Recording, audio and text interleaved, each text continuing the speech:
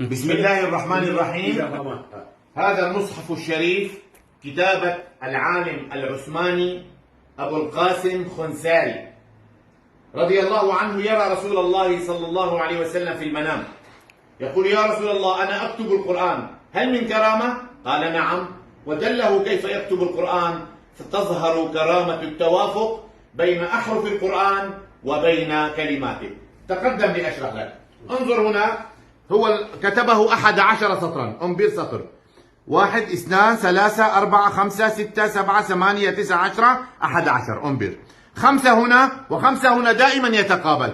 الحرف هنا ألف، الحرف هنا ألف، الثاني ميم، الثاني ميم، الثالث واو، الثالث واو نفسه، الرابع لام، الرابع لام، الخامس راء، الخامس راء، نفس الحرف أينما نقلب هكذا دون تفكير.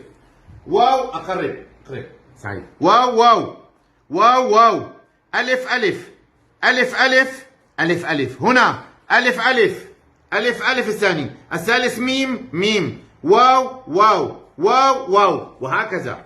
هنا انظر في أول البقرة مثلا، معجزات كثيرة، ربما كل الآية توافق.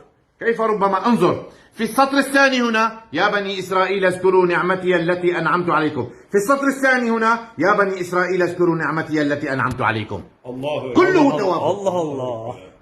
فالإمام أستاذنا سعيد النورسي رضي الله تعالى عنه عندما يحضنا على التفكر في القرآن لنكتشف أسراره: فاجعلوا حياتكم فقط مع القرآن، وجهوا القبلة، وحدوا القبلة. الحمد لله رب العالمين. تقبل الله.